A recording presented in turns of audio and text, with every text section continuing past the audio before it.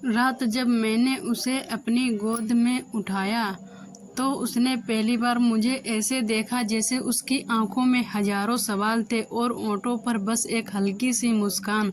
मुझे लगा शायद वह खुश है, लेकिन मुझे क्या पता था कि उसके अंदर एक तूफान चल रहा है जिसे वह मुझसे छुपा रही है। काश उस दिन मैंने उसकी आंखों को पढ़ लिया होता। अनुज और सिमरन की शादी को 10 साल हो चुके थे। दो प्यारी बेटियां रिया और श्रेया उनकी जिंदगी की सबसे बड़ी खुशी थी। शुरुआत में उनका रिश्ता बिल्कुल वैसा था जैसा हर नए शादीशुदा जोड़े का होता है, प्यार, हंसी, लंबी बातें और छोटी छोटी खुशियां। लेकिन वक्त बड़ा अजीब होता है। धीरे धीरे रोजमर्रा की जिम्मेदारियों, काम के तनाव और जीवन की भागदौड़ ने उस रिश्ते की चमक फीकी कर दी। अनुज अब पहले जैसा ध्यान सिमरन पर नहीं देता था। वह एक प्राइवेट कंपनी में काम करता था और वहीं उसकी मुलाकात टीना से हुई। टीना हंसमुख, स्मार्ट और बातों में तेज थी। वो अनुज की बातों को ध्यान से सुनती, उसकी परेशानियों में हंसते हंसते हल्का कर देती। कभी कभी जो चीज़ हमें अपने घर में नहीं मिलती, हम उसे बाहर तलाशने लगते हैं। अनुज के साथ भी यही हुआ। ऑफिस में दिन ब दिन टीना के साथ उसकी नज़दीकियां बढ़ती गईं। टीना को अब यह रिश्ता छुपाना भारी लगने लगा। एक दिन उसने साफ साफ कहा, अनुज, ये कैसे, कब तक चलेगा? मैं अब तुमसे शादी करना चाहती हूँ। अनुज ने थोड़ी देर चुप रहकर कहा, ठीक है, मैं अपनी पत्नी से तलाक लेने की कोशिश करता हूँ। पता नहीं वो मानेगी या नहीं। उस रात घर लौटकर अनुज का दिल तेज तेज धड़क रहा था। सिमरन रसोई में रात का खाना बना रही थी। अनुज ने उसकी तरफ देखा, लेकिन उसके चेहरे पर अब वो पुरानी चमक नहीं थी। फिर भी उसने ठान लिया कि आज बात करनी ही है। सिमरन, मुझे तुमसे कुछ कहना है। सिमरन ने मुस्कुराकर कहा, हाँ बोलो। अनुज ने गहरी सांस ली। मैं तुमसे तलाक लेना चाहता हूँ। यह सुनते ही सिमरन जैसे पत्थर की मूर्ति बन गई। उसके हाथों से चम्मच गिर गया। लेकिन मेरी गलती क्या है? तुम मुझसे तलाक क्यों लेना चाहते हो? सिमरन ने कहा। अनुज ने नजरें चुराते हुए कहा, बस मैं अब इस रिश्ते में नहीं रहना चाहता हूँ, इसीलिए। दोनों के बीच देर रात तक बातचीत होती रही। सिमरन ने लाख कोशिश की कि अनुज अपना फैसला बदल ले, लेकिन वह अड़िग रहा। आखिरकार सिमरन ने चुपचाप कहा, ठीक है, मैं तुम्हें तलाक दे दूंगी, लेकिन मेरी एक शर्त है। अगले 1 महीने तक तुम मेरे साथ वैसे ही रहोगे जैसे हमारी शादी के पहले साल में रहते थे। अनुज को यह अजीब शर्त लगी, लेकिन उसने सोचा बस 1 महीने की बात है, फिर छुटकारा मिल जाएगा। उसने हामी भर दी। अगले ही दिन से सिमरन की शर्त शुरू हो गई। रात को बच्चों को सुलाने के बाद वो कमरे में आई। अनुज चुपचाप मोबाइल देख रहा था। सिमरन पास आई तो उसने मोबाइल साइड में रख दिया। अनुज ने हल्की सी मुस्कान के साथ कहा, चलो मैं तुम्हें गोद में उठाकर ले चलता हूँ। सिमरन के होंठों पर भी एक फीकी सी मुस्कान आई, जैसे कोई पुरानी याद लौट आई हो। अनुज ने उसे गोद में उठाया और कमरे की तरफ बढ़ गया। चलते चलते दोनों चुप थे, बस एक दूसरे की सांसों की आहट सुनाई दे रही थी।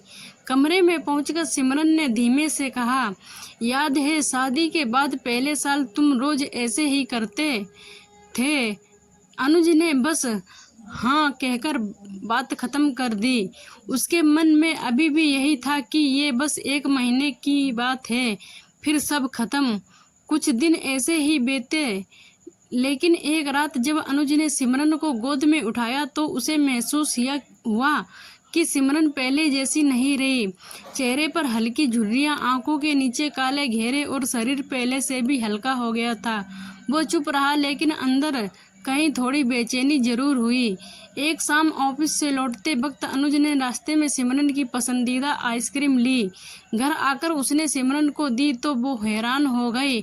आज ये कैसे? अनुज ने बस मुस्कुराकर कहा, यूं ही।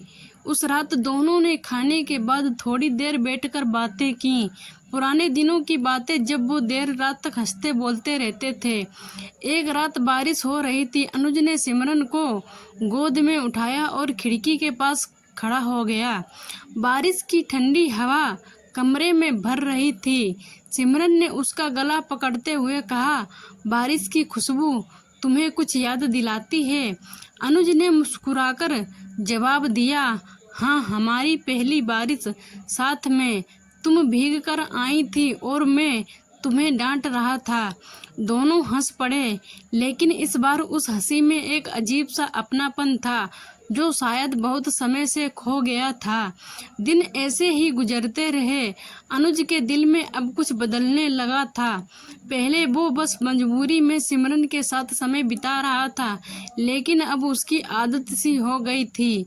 कभी वो उसके बालों में हाथ फेर देता तो कभी बिना वजह उसी हंसी छेड़ देता। उसकी आंखों में फिर से वो अपनापन लौटने लगा था जो शायद बहुत पहले खो गया था। एक रात घर में हल्की सी खामोशी थी।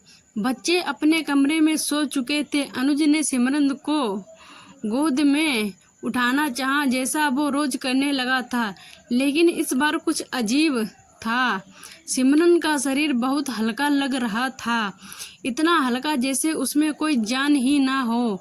अनुज ने चौंक कर उसके चेहरे की तरफ देखा और उसकी आंखें बंद थी, चेहरा शांत, सांसें जैसे थम सी गई हों।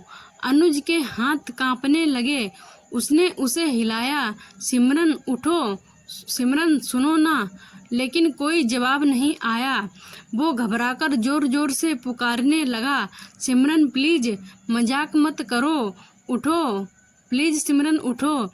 लेकिन सिमरन अब कभी नहीं उठने वाली थी। बाद में डॉक्टर ने बताया सिमरन को ब्लड कैंसर था। वो महीनों से इस दर्द से लड़ रही थी, लेकिन उसने कभी ये बात किसी को नहीं बताई, यहाँ तक कि तुमको भी नहीं, क्योंकि वो नहीं चाहती थी कि अनुज उस पर तरस खाए या अपने काम और जिम्मेदारियों में उलझते उलझते और परेशान हो जाए। वो चाहती थी कि उसके आखिरी दिन कम से कम वैसे हों जैसे उनकी शादी के शुरू के दिन थे। अनुज वहीं बैठा रहा, सिमरन का ठंडा होता हाथ पकड़े। आंखों से आंसू रुक ही नहीं रहे थे। दिल में सिर्फ एक ही बात गूंज रही थी, मैंने कब ध्यान देना छोड़ दिया? मैं कब उससे इतना दूर हो गया कि उसकी तकलीफ भी नहीं देख पाया? उसके अंदर पछतावे का तूफान था। काश वो पहले समझ पाता। सिमरन के जाने के बाद घर वैसा नहीं रहा।